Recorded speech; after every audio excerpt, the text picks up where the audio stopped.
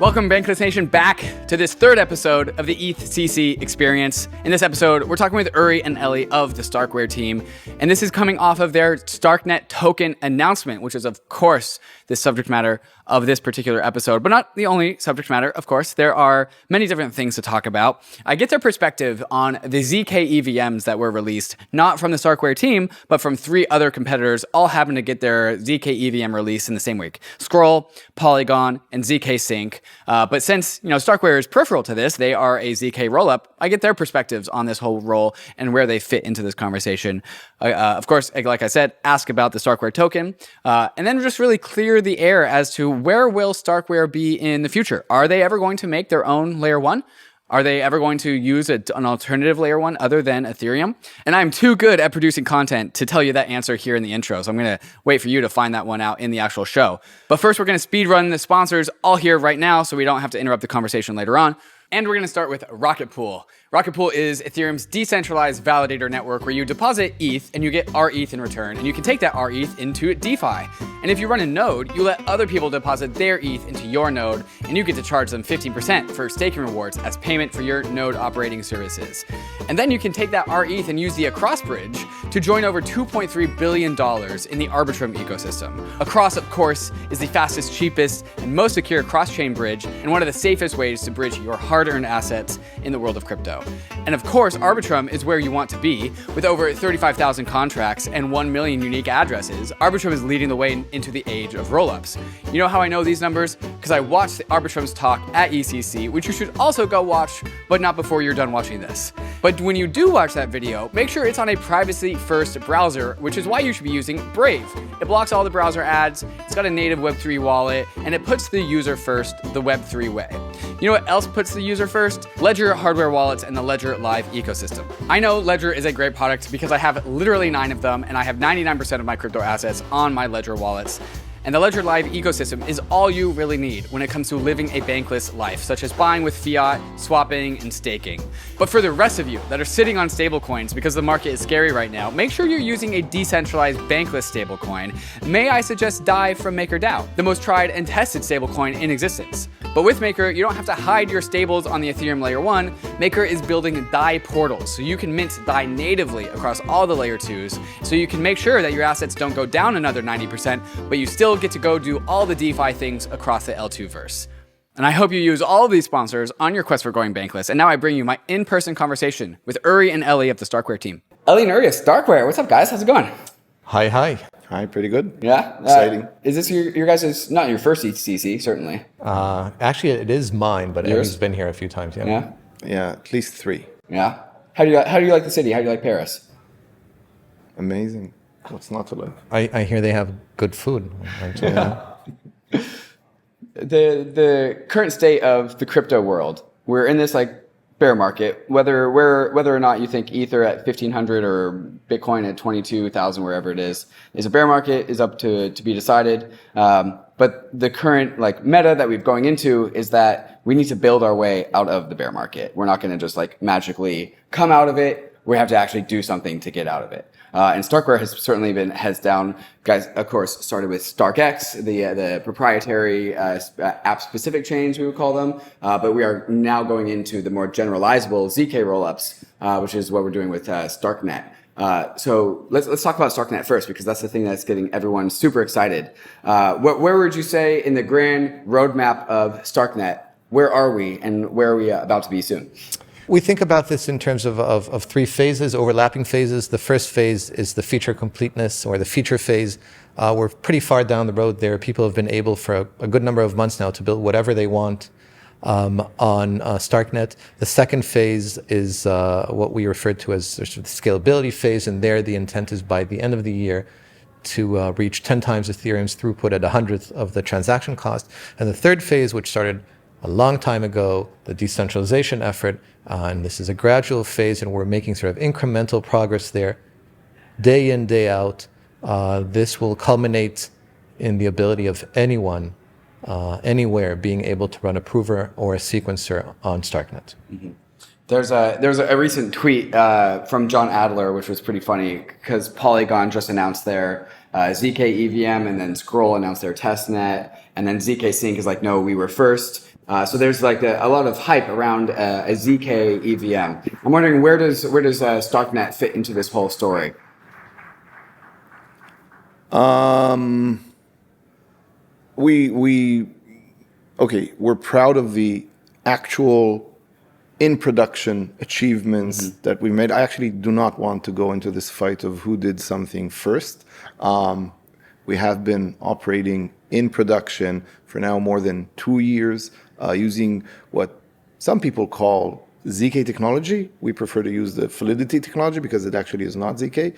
So, our numbers and performance speak for themselves. So we prefer not to enter this fight, but or pick who is the real first.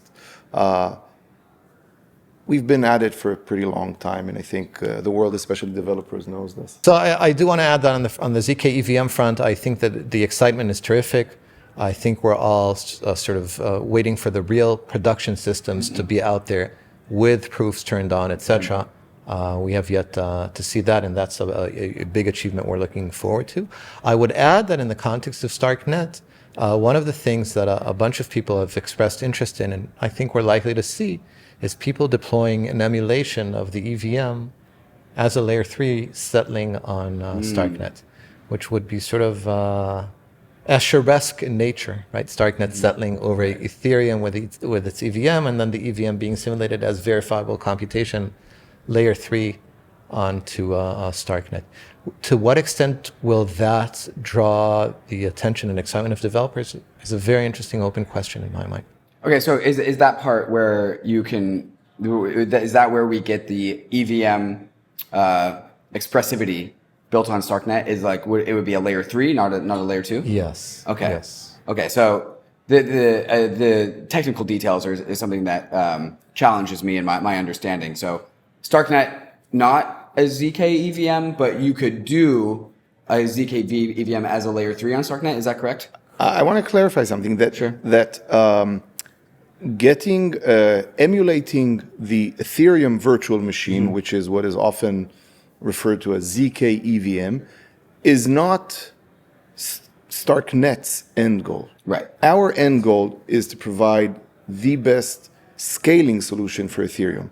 And we strongly believe, based on our deep understanding of both EVM and how to build Stark systems, that you are far better off in terms of scaling if you use a different virtual machine, and ours is Cairo. So I think what's going to happen is that even though you can emulate EVM inside Cairo, and this will happen, the real scale will be derived from native StarkNet Cairo-written smart contracts. Okay, so I start to understand this a little bit. A lot of developers talk with very frustrated tones about the EVM. It limits them. It's not parallel. I know some of these words. I just generally know that developers feel very limited by the capacity of the EVM. So if I'm tracking correctly, Cairo is something far more optimal. And also more expressive, and allows something like the EVM, which people are already familiar with, but also much more than the EVM, to also achieve scalability while also having the Ethereum security. I actually beg to differ in the following sense. First of all, I think EVM, Ethereum, and Solidity are amazing. They are what delivered the gold standard for a general computation blockchain. And Solidity and the EVM were built under this set of constraints that says we need a Turing-complete programming language that will be best fit for blockchains. And it's an amazing achievement of Vitalik and anyone who worked on it in the early days and advanced it since then, Gavin Wood and others, anyone who was involved in this. This is amazing. Now, for better or worse, when you build scalability through validity rollups, and in particular Starks, you just have a very different set of constraints. And for scaling, you need a different virtual machine model. So Cairo and StarkNet, they are not better than Ethereum. Sure. They are built to address a different set of constraints to allow Ethereum to scale. I want to add to that the question of say, assuming the existence of highly performant zkEVMs, say 5 years out, the question of whether at that point in time, if you're a new developer building some massive hit, Whether specifying, coding that for the zkEVM makes sense or not is an interesting question, meaning that code as such, almost by definition, will not run on a layer 1. It will be too computationally intense for a layer 1. And so at that point, will that be the optimal tool chain for whatever scaling solution, is developers' first choice? I don't know. That's an open question. And certainly, StarkX, the first implementation of StarkWare, has generated some absolute hits. Immutable has blossomed into an ecosystem and just seems like ready to roll into the world of traditional gamers with traditional gaming companies. And so their BD skills are absolutely insane.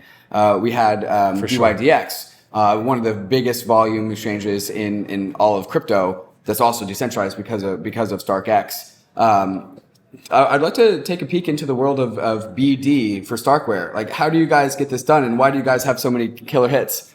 Well, we actually don't think of ourselves in those terms, meaning we would really like to be the technology developers that we are by nature.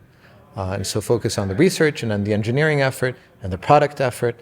But at the end of the day, hopefully leave it to the people building on top of us to blossom and profit and sort of build all sorts of innovative stuff and bring it out there. And as you mentioned, Immutable is a wonderful example. DYDX is, of course, they've really built a powerhouse with the help of StarkX. And StarkWare is a very interesting real world application that many people have told us feels like Web 2. I know of no bigger compliment than someone saying to us that felt like Web 2. Certainly. I want to add that even though I thank you for the compliment of like doing amazing on BD and having so many successful companies deploying on it, and of course we're very proud of that. Our feeling is that even just the StarkX systems have so much untapped capacity that we would love. We would love far more, many more companies and entities to deploy on them. And I don't know, if you're out there and you need scale and you like what DYDX or StarkWare or Immutable have been doing, then definitely talk to us. There's a lot more room on StarkX. I think StarkX is wonderfully useful for the use cases that we've envisioned. For example, minting and trading of NFTs and so on. The mind-blowing stuff is once again, we see that day in, day out, is the stuff that we never thought of and no one else thought possible that developers are building on StarkNet. And certainly StarkNet and that generalizability and composability is where that serendipity happens between DeFi apps, right? We all love the word composability in this industry. But I'm getting a hint that you guys think that the StarkX side of things, the more like app-specific chains that are built for one company, each one at one time, also still have a lot of potential left in them that is no left. Doubt. Can you talk about that a little bit? What's left on the table? I can't announce.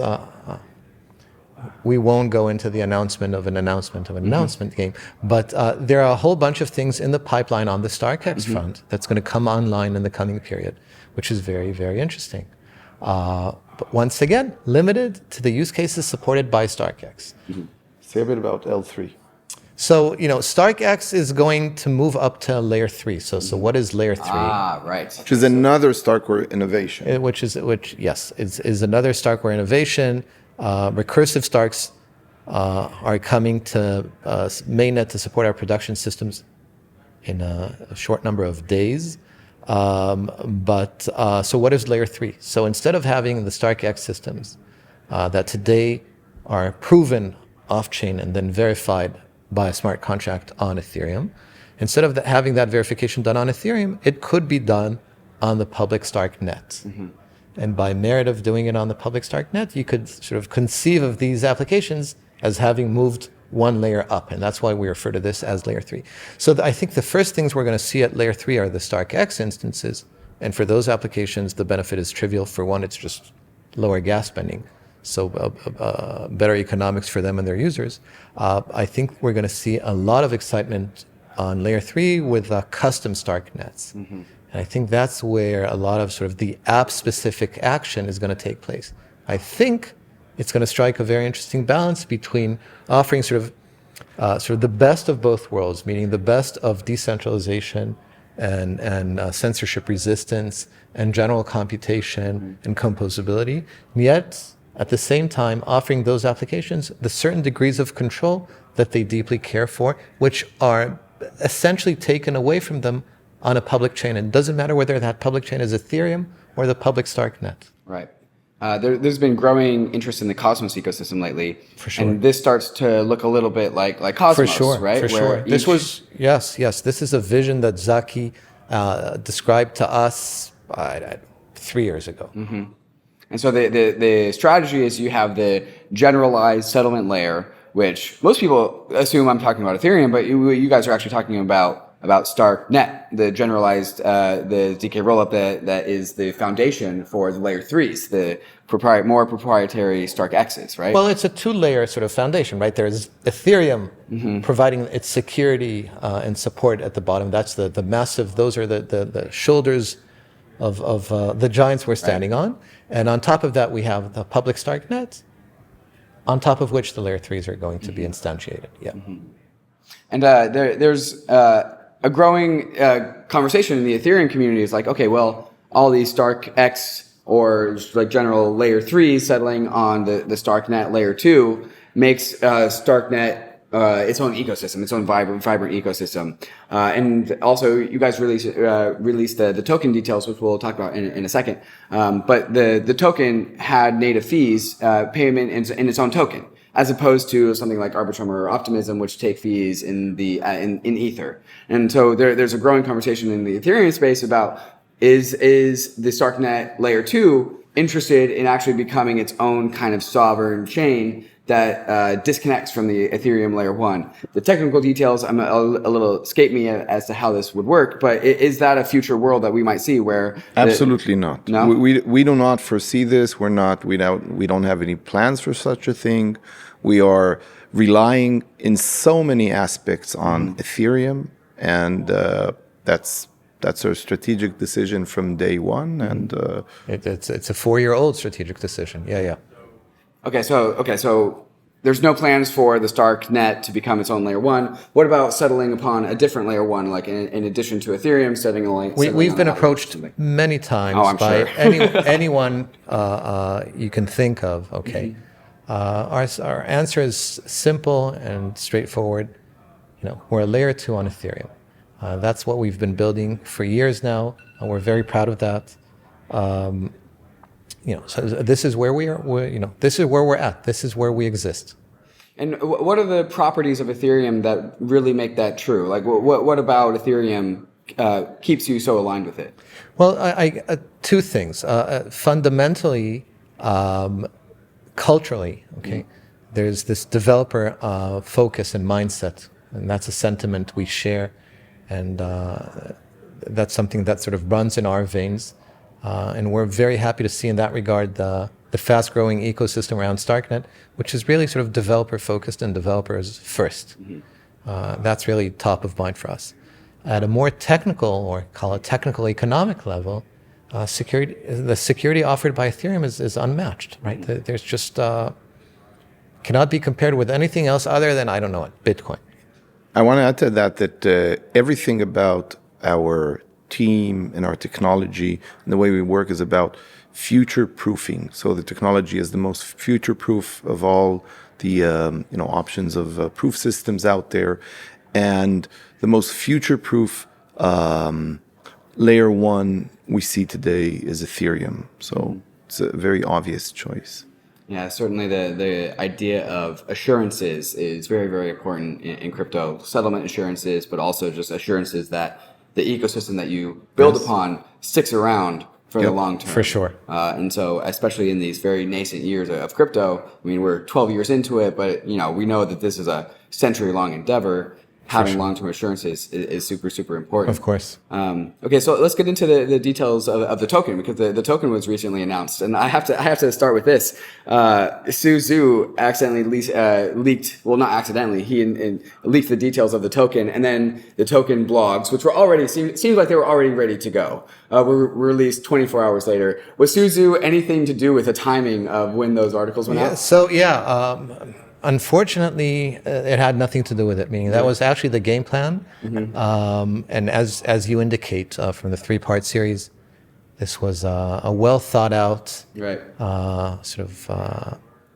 maybe no one will believe us, but the target date many weeks before was July 13, Wednesday, and we're working towards it. I'd like to hire anyone who can produce that kind of content in 24 hours. That sort of clarity of thought and expression. And get everyone to sign off on it, inside the team. Did you guys feel like rugged by Su Zhu for releasing this? I think I think they're in a situation of extreme distress. Sure. Right, in sort of finance class, that you're taught about the cost of distress. We're seeing this sort of extreme behavior. Unfortunate. There's a part of the Ethereum community is actually very happy about the things that have gone down with 3 Arrows Capital, because they think that the decentralization of StarkNet is super important. And so they're actually kind of happy to see the tokens that 3 Arrows Capital owns to be distributed amongst almost anyone else other than 3 Arrows Capital. Is this a sentiment that you guys share, or any thoughts on this? I gotta say, the Schadenfreude is not something that I sort of I can't sort of sure. But on a more like formal and technical level, the whole legal process that is unfolding with 3 Hours is not something that we are in control of or aware of all its details, or party to. So we are. So about the actual token launch. So let's run through the next weeks, months of StarkNet and the token and the roadmap for that. Can you guys, for people that haven't read the blog post, or perhaps they only consume data through video and audio, what's the roadmap? What's the launch process for this token? Okay, so 10 billion tokens have been minted, and their allocation has commenced. Allocation has begun to investors, to core contributors, which include StarkWare employees, consultants, and developer partners. In parallel to that, a foundation is being set up that once it is set up, it is being allocated slightly over 50% of the tokens.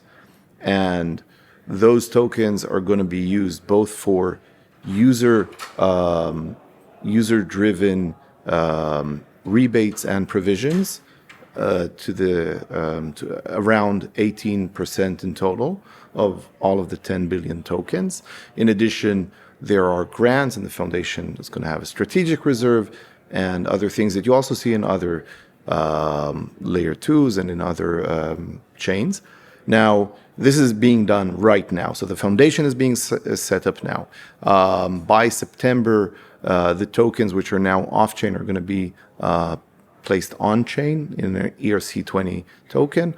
All of the tokens that thus far have been allocated to investors, core contributors, are going to have a 4-year schedule of release, 1-year cliff, and then gradual release beyond that. Looking a little bit later on, sometime shortly after they're placed on chain, they will be requested for governance and voting on upgrades to the network operating system. And then next year, at some point, we will transition to allowing fees and then demanding fees be paid only in the StarkNet token. And further down the line, within 2023, these tokens will be used for staking for the purpose of participating in consensus and leader election for operating in a decentralized way the system. And so the economic model that I've come to like understand generally about layer 2 tokens, like Optimism, Arbitrum's not, they don't have their token yet, but I'm assuming it's going to follow this path too, is that you stake the token to validate the chain. Same thing with Ether on the layer 1 for Ethereum. But the difference between the StarkNet token and the other concepts or strategies of the layer 2s is that layer 2s, Optimism, Arbitrum, at least the generalized optimistic rollups, pay for the transaction fees in Ether. But the difference here with StarkNet is that you pay for the transaction fees in the StarkNet token. What's the thought or strategy behind this? Like, why this decision? Well, our focus, as I mentioned earlier, our focus is on developers and developers first. And we believe that this mechanism that we've put in place that would allow people to pay via paymasters to pay ETH for transaction fees, but the native token of this layer will be the StarkNet token. We think that this creates an economic ecosystem that would give developers the environment that they need to build and thrive in. We think that long term, this is the healthier ecosystem that needs to be built. I want to just add a few more details. So it's really important for us that developers further down the line experience inclusivity, which means, suppose there's probably someone, she's now in college or maybe high school, and 3 years down the line, she's going to write some amazing smart contract that's going to be really important and valuable. And now, how are we going to find a way for her to have a say in the governance, for her to participate in operating the network? Well, the mechanism we want to come up with, and we're very proud of trying to innovate on that as well, is one in which a portion of the fees, and these are governance tokens, right? And also used for staking for operating the system, are going to flow automatically to smart contracts as a portion of the fees being paid. So now this imaginary smart contract developer, she will start receiving tokens that allow her to participate in the governance and in operating the system, which can only be done if you have a native token and demand the fees to be paid in it. That's why we're doing it. Certainly.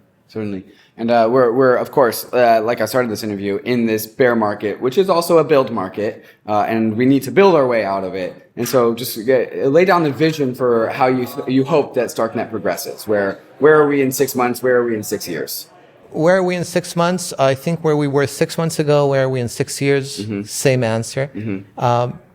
Writing code, deploying systems, educating developers, onboarding more people into the blockchain ecosystem, into the broader Ethereum ecosystem. That's where we want to be. In 6 years, maybe also hardware. May well be. Not just software. All right. Well, I hope you guys have a fantastic rest of your EthCC and enjoy play. So thank you for coming on and joining me here. And don't forget the sunscreen. I think it's appropriate. Certainly. Okay. Cheers, guys. Okay. Thank you. Thank you.